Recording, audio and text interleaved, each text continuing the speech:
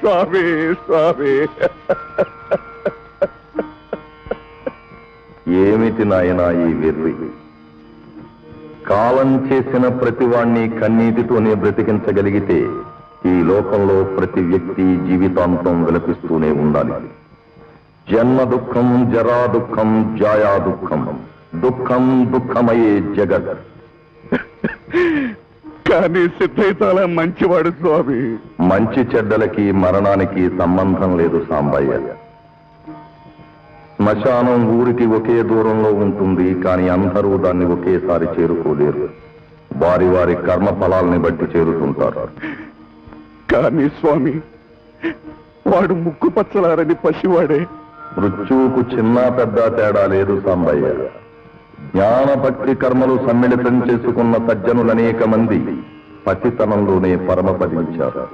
ఎవరు ఎన్నాళ్లు బ్రతికారన్నది కాదు ప్రశ్న, బ్రతికి ఏం సాధించారు అన్నది గ్రహించాలి. కానీ తుచ్చమైన డబ్బు కోసం ఒక నిండు ప్రాణాన్ని బలి తీసుకోవడానికి వాళ్ళకి చేతులు ఎలా వచ్చాయి? ఎటు చూసినా డబ్బు డబ్బు డబ్బు.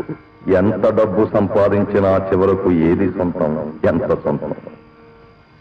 ఇంటి వరకు ఇల్లాలు సొంతం, వీధి వరకు చుట్టాలు సొంతం, కాటి వరకు బిడ్డలు సొంతం, కడ వరకు ఏది సొంతం?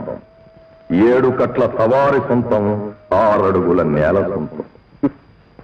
6 అడుగుల నేల ఈ పేదవాడికి అది కూడా లేదు స్వామి. లేదని ఎవరన్నారు సాంబయ్య? 6 అడుగుల నేలకు పట్టా రాయించుకున్న తర్వాతే ప్రతి మనిషి పుడతాడు. కన్ను తెరిస్తే జననం, కన్ను మూస్తే మరణం. రెప్పపాటే ఈ జీవితం. ఆ సత్యం అనునిత్యం తెలియజేస్తూ నేనిక్కడ వసిస్తాను. ఇది నా పద్మ సింహాసనం.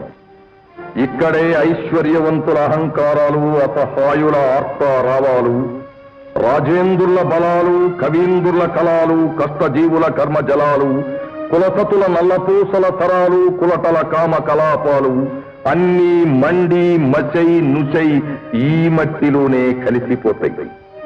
మట్టి తట్టలు మోసే కూలివాడైనా, మహీతలాన్నేలే మహారాజైనా ఇక్కడ సమానుడు. ఇది సమతాభావ సంకేతనం, సత్య సుందర శాంతి నికేతనం.